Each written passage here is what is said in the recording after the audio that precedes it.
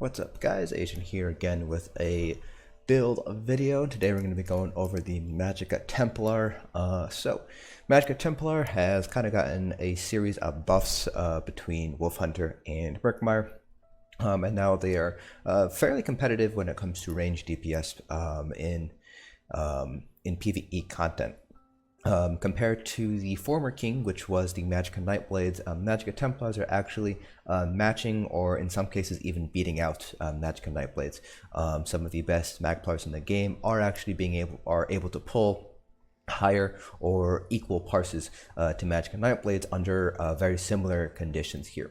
So Magplars are definitely going to see a lot of use in endgame PvE content, especially when paired with the Magicka Nightblades. They both offer something a little bit different to the table. So it's nice to see that there might be some more variety in range DPS.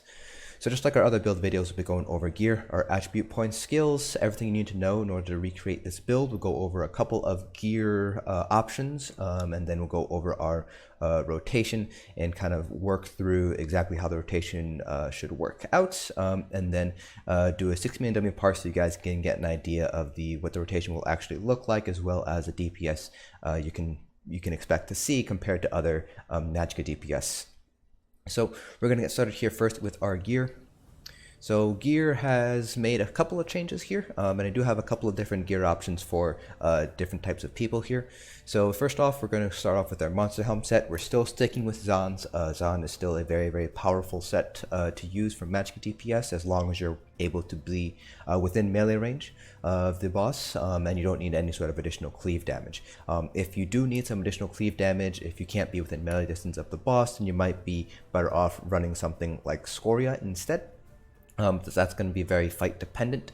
Other potential monster helm sets that you might want to consider using would be Grothar, if you need some additional cleave damage and you're able to be within melee range. So for example, Trash Pulls, Grothar is a very powerful set to use as a Magplar. But generally speaking, you're going to be pretty much picking between Zaan for melee fights where the bosses or you are not very mobile, or Skoria for those fights where you have to be at range or the boss is moving around a lot. So those are your two main monster helms of choice. Now, for our first 5-piece set, we're still sticking with Siroria. Siroria is still one of the strongest sets in the game right now for Magicka DPS. So you will need to have the Somerset DLC in order to get this set here. But I do have a few options for those of you guys who don't have access to the Somerset DLC in order to run Cloud Rest in order to get this set here. You can go with perfect or imperfect, it's up to you. Just make sure your 5 pieces are all from the same set so you can't mix and match between them here. The difference between perfect and imperfect is that 5-piece Max Magicka bonus there. The second piece of armor that we're going to be running today is going to be Spell Strategist. So this is a PvP set, so you can only get it from Rewards of the Worthy for every 20k AP that you get in Cyrodiil. But because it is a PvP set, you can't actually purchase this off of Guild Traders, so you can go ahead and buy whatever pieces you need in order to basically fill in the slots that you need. So in terms of armor traits here, we have Infused on our large pieces and then Divines on our small pieces. The exception is going to be on our Zaan helm. This is still Divines just because we have a health enchant here to make up for that health that we're going to be losing out on because we're going to be using Clockwork Citrus Fillet primarily. But if you're running something like Skoria, then you can go with Infused with the Max Magicka enchant instead. So the general rule of thumb is large piece. If you're running a Magicka enchant, you can go with Infused or Divines. Infused is going to be a little bit stronger. All small pieces should be Max Magicka enchants with Divines pieces. Now in terms of jewelry, I am running 3 Bloodthirsty here, but you can go and mix and match between Arcane and Bloodthirsty. 3 Bloodthirsty is going to give you the highest level of DPS. But if you need a little bit more DPS in the front end of the fight or for trash pulls, you might want to mix and match again with Arcane. So you might do something like 2 Bloodthirsty and 1 Arcane. Technically 3 Arcane is going to be weaker than 3 Bloodthirsty, but it's still going to be a very strong option overall. For enchants, we have 3 spell damage enchants here. You can go with a regen glyph if you would like. If you're having sustained problems, you can replace one of these enchants with that regen glyph to help you out there. But generally speaking, if you have good group support with orbs, and if you have Worm in group, then you shouldn't really need the additional regen enchant there, but that is an option for those of you guys who are struggling with sustain. Now for our front bar set here, I am running Perfect Siroria, but you can go with Spell Strategist instead. You can mix and match depending on what weapon you happen to get first. So we have an Infused with the fire damage enchant on our front bar here. And then for our back bar, we have the Maelstrom Inferno staff. I have Infused, and I'm running an Absorb Magic enchant here to help out with sustain a little bit. You don't necessarily need to run this Absorb Magic enchant. Templars do have slightly better sustain than, for example, Sorks. So you don't necessarily have to run this enchant. You can go with a shock enchant. You can again go with a weapon damage enchant. Both of those are very similar in terms of DPS. Absorb Magicka is actually probably on the low end when it comes to comparing those three enchants. So it's kind of up to you which enchant you want to run. It's just important that it is an Infused Inferno staff. Now in terms of other set combinations here, you do have a few options. So this is a set here if you want to run Master Architects. Generally speaking, this will be probably used more often on Magicka Nightblades, but because Magicka Templars do have a low cost ultimate, you might want to run Master Architects instead depending on your group makeup. So you will have Master Architect on your body pieces here, and this does come from Halls of Fabrication, so you will need access to Vardenfell through the Morrowind expansion. And then I have Spell Strategist here as our jewelry and front bar set.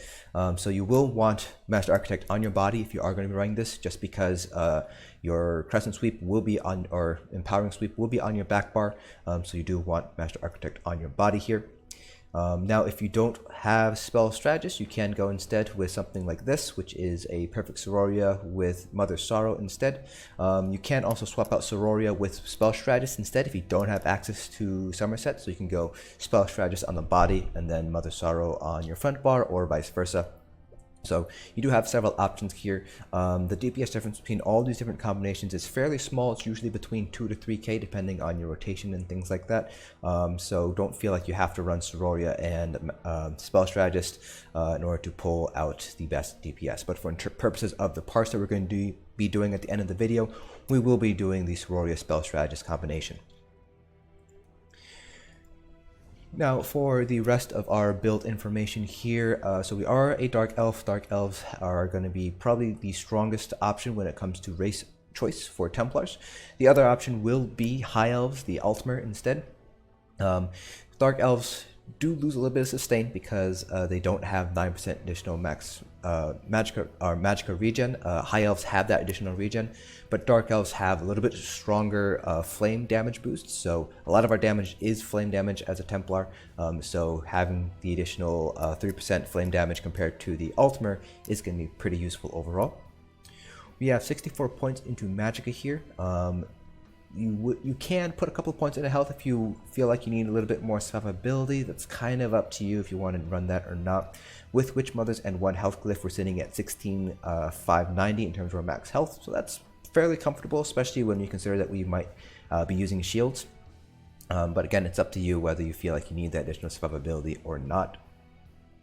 We are running the Thief as our Mundus Stone, but this can change out depending on the specific content that you're running. So for example, in Asylum, a lot of Magicka DPS will run the Lover instead in order to kind of make up for the loss of penetration against the mini-bosses as well as the spheres. So it's kind of up to you. Generally speaking, if running the Lover will put you below or at the penetration cap, then you should run the Lover. Otherwise, the Thief is going to be the stronger Mundus option here. And in terms of food, we are running Clockwork Fish Fillet. You will notice I am a werewolf, and this is just because we're on the PTS right now. So it automatically gives you werewolf, and it doesn't give you the vampire skill line. It will give it to you at level 1. But otherwise, you will be a vampire instead of a werewolf for the additional Magicka regen. It's just that we can't exactly do that here on the PTS without leveling the vampire skill line. Now in terms of our skills, this is just one potential option in terms of skill setup. So there are a few substitutions that you might want to make, and I'll go over those in depth once we finish going over both of our bars. So for our front bar, we have Blazing Spear, Elemental Weapon, Purifying Light, Radiant Oppression, Inner Light, and then Fiery Rage. So this covers our Adric Spear for the additional crit damage, as well as our Destro Staff ultimate for the Ancient Knowledge boost. And then for our back bar, I have Spell Sim, and then Blockade of Fire, Challenge Focus, Rearming Trap, Elemental Drain, and Crescent Sweep. So Crescent Sweep is here for the additional 10% crit damage from the Adric Spear line, and then you have Blockade for that Ancient Knowledge passive boost. Now, there are a couple of substitutions that you might want to make here. So I do have Spell Symmetry here to help out with Sustain, but based on tests that are been done by Lyco, Nas, and Fox, you actually don't necessarily need to run Spell Symmetry in a very well-supported group. With an Absorb Magicka enchant and Orbs, you actually are capable of completely sustaining a light attack rotation for most fights in the game. You can still run Spell Sim if you would like, if you don't have a very good orb uptime, or you feel like you need additional sustain. That's certainly an option here. But if you don't need additional spell symmetry sustain boost, then you can replace it with Vampire's Bane instead. Rearming Trap should only be used if you're able to actually use it. So if you are able to get it to hit on the boss because you're in melee range or something, then use Rearming Trap because it'll give you a little bit better sustain because it uses stamina versus Magicka. But if you can't run Rearming Trap, then you can run Challenge Acceleration instead. So for example, if you have to play at range, then Challenge Acceleration is going to give you that minor force boost. This does obviously require that you have the Somerset DLC. So if you don't have Somerset DLC and you're playing at range, then obviously you can't run Challenge Acceleration. In that case, just stick with your Inner Light instead for the additional max Magicka boost here. Now, Elemental Drain here is just for the parse. This is actually would be where your shield would go. So I like to use Dampen Magic just for the additional shield size, but you can go with Harness Magicka instead. It's kind of up to you which shield you want to run. The tooltip here is bugged because we are on the PTS, so this does cap out at 50% of your max health. Harness Magicka will cap out at 40%, so if you do want the additional shield, then go with Dampen Magic instead of Harness. Now, in terms of our champion points, the CP cap is 810, which gives us 270 points to put across each of the 3 different constellation types. So starting off with our green CPs, we have 75 into Arcanist and 75 into Tenacity. That leaves us with, I believe, 120 points to put into the remaining nodes, however you'd like. So I like 40 Shadow Ward, 40 Tumbling, and 40 into Warlord, but it really depends on the content that you're running, whether you have to sprint a lot. You could even go 100 and 100 if you would like, and leave 70 points to put into the remaining nodes. Kind of up to you how you want to split up your green CPs that way, but I would definitely recommend at least 75 Tenacity and 75 Arcanist here. For our blue CPs, this is going to vary a little bit depending on how much penetration you have. So in Spell Erosion, for instance, if you're running like the Lover, you might not necessarily need 27 points into Spell Erosion like I have here. If you don't have very good Alkosh uptime, you might want to put a couple more points into Spell Erosion to make up for that, decreased uptime. So it's kind of up to you. Just try to get to that penetration cap of 18,200 using Spell Erosion and whatever or the sources of penetration that you can get. So I have 61 points into Elfborn, 64 into Elemental Expert, 27 into Spell Erosion, 9 into Staff Expert, 61 into Master at Arms, and then 48 into Thaumaturge. Now you can actually drop Thaumaturge down to 44 and put Master at Arms up to 66 by taking 1 point out here like so. That'll give you the Butcher passive here, so it's kind of up to you if you want to do that or not. So I'm actually going to keep with this particular setup here. Generally speaking, slight variations in CP distributions are going to result in very small changes in DPS, so don't worry too much if your CP distribution varies a little bit from this one here. Finally, for our red CPs, this is a very balanced approach here in terms of damage mitigation, so you might want to shift points around depending on the trial that you're running, just to kind of maximize your mitigation. So I have 66 in the Ironclad, 66 in the Thick Skin, 64 into Hardy and Elemental Defender. Then I have 10 points into Bastion. You can put it into Quick Recovery if you would like, and this is here for the Field Physician passive. As a Templar, you will probably be asked to be the first one to res just because you have faster res speed. So it's nice to have some additional damage reduction while you are resurrecting somebody. Templars have a 5.5 second resurrection speed, so you can still take damage during that time, and you might completely reduce your shields down if you shield up before resurrecting somebody, so it's just nice to have the additional damage mitigation there while you're resurrecting somebody. So that's pretty much it for all of our build information. So let's go ahead and talk about our rotation itself. So I am going to be keeping Spell Sim on our bar here because that's typically what I run whenever I'm running trials, just because I like to have that additional sustain option there, not have to heavy attack very often in order to get my resources back. So generally speaking, your two most important dots that you want to maintain are going to be Blockade and Blazing Spear. Those are going to be very important for two different reasons. So Blockade is for the Maelstrom Inferno staff passive. You can't really see it here, but it basically, when you have the Maelstrom staff and you have Blockade up, your light attacks do some additional damage as long as you have Blockade up. So it's very important to maintain that Blockade so you have the additional light attack bonus here. And then Blazing Spear is important to maintain for the Burning Light passive here. So it basically allows you to deal a little bit more damage every half a second whenever you deal damage with an Adric Spear ability. So having Blazing Spear up, not only is it a very strong dot, you're able to proc Burning Light as well for some additional DPS. And when we go over our parse at the end of the video, you'll be able to see how much DPS Burning Light is actually contributing to our overall parse. From there, you want to maintain challenge focus because of the resistance buffs that you get, as well as the sustain bonus. So it's 240 additional Magicka every 1 second, so that's pretty important to have here. Then if you can, try to maintain Rearming Trap. And then Purifying Light, make sure you're not casting this before it runs out. It needs to run the full 6 seconds before you re-up it. And you can have multiple Purifying Light stack on each other. So if you have 2 Magplars, don't worry about Purifying Lights canceling each other out. The animation will not show, but as long as you are within that 6 second window, you will be able to continually get the Purifying Light second hit there. In terms of when you want to use Radiant Depression, this is your execute.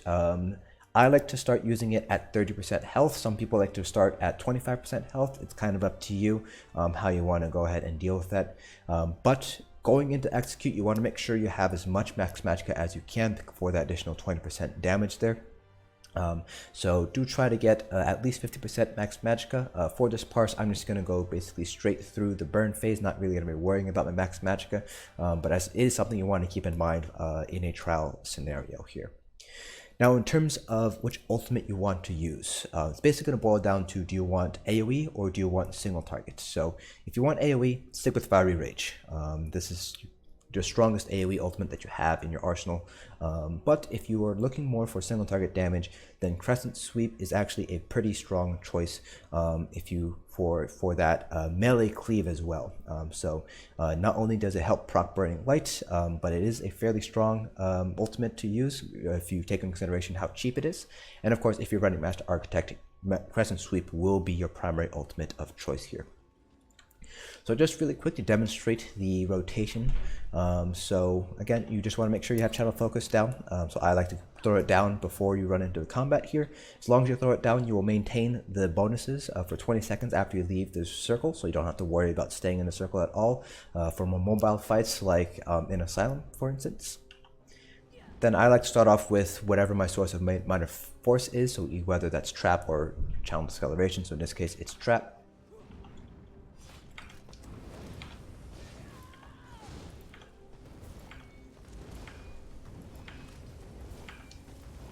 So then it's just a matter of just maintaining your dots.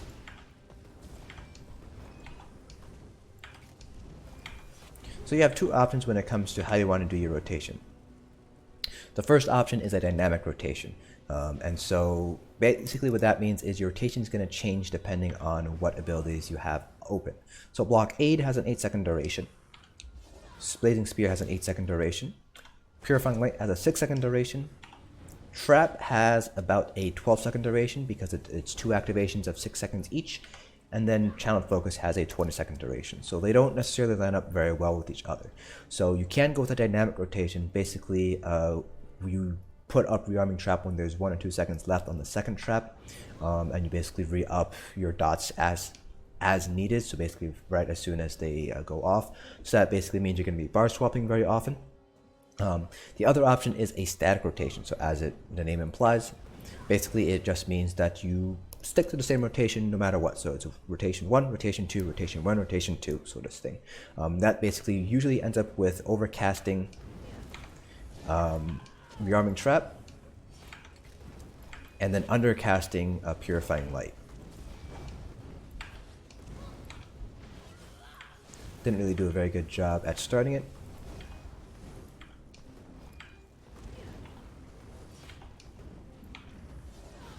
So this is kind of an example of a dynamic rotation.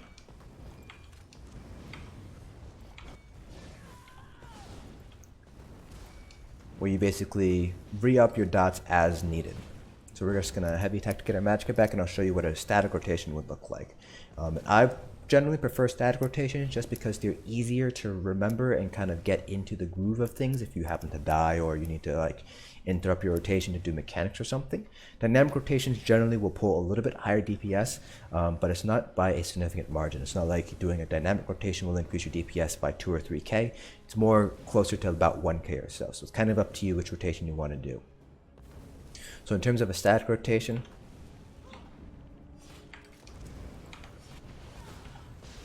so static rotation will usually result in overcasting of Trap and undercasting of Purifying Light. So you can see here that there's about 3 seconds on the Purifying Light after it went off, versus a dynamic rotation where I basically try to minimize that as much as I can. And you can see here that in some instances I'm not even letting that second trap go off before I put off the next trap.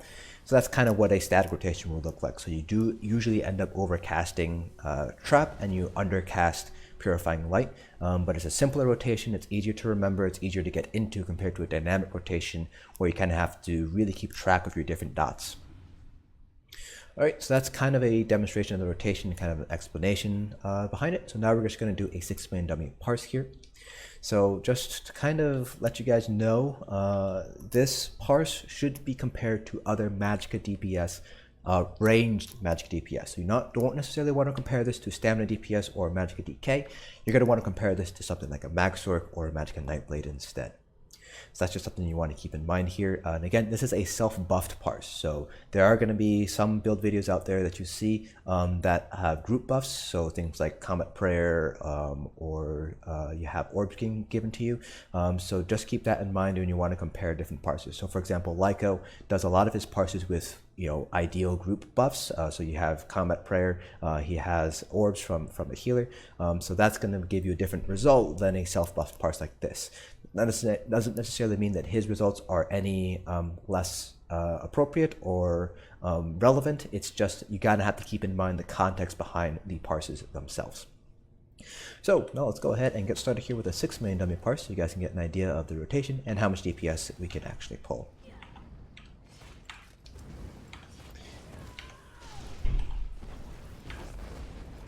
I forgot to mention here that I will be doing Crescent Sweep as my primary ultimate.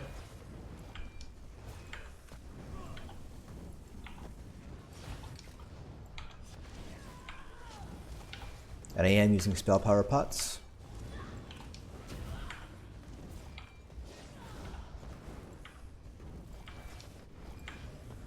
So my static rotation, actually I reapplies Trap every other time I'm on my back bar, not every time, like I demonstrated earlier. It's kind of up to you if you want to do that or not. If you do it every other time you're on your back bar, you will have a little bit of downtime on Minor Force.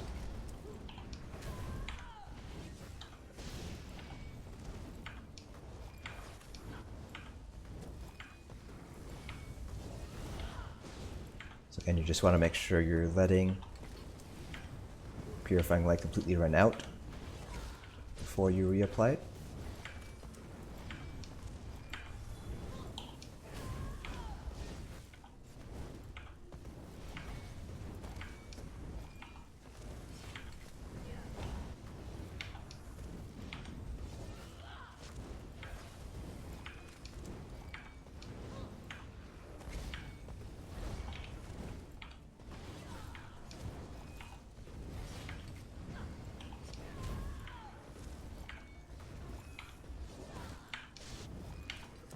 So now we will go into execute now. During execute, I drop Purifying Light. I will maintain shards and blockade,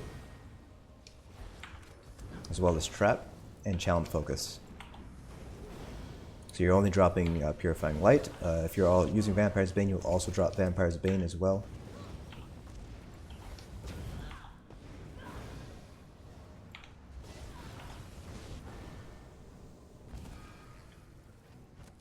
So there we go. That is kind of what DPS you can expect to see from a Magplar. I have had higher parses, obviously, so it's kind of up to you. It's kind of a little bit of variation here and there, just depending on uptimes and crit chance and things like that. But generally speaking, you should be able to see 46. Let me see if I have another parse I did earlier. 46 to 47k is generally what you will see in terms of solo self-buff. So this is my best parse that I've had, so 47.4k. So take a look at this parse here. So you can see here light attacks are going to be a little bit disproportionately represented here in this parse just because it's a dummy parse. In an actual raid, light attacks will not be making up as large of a percentage in terms of DPS contribution.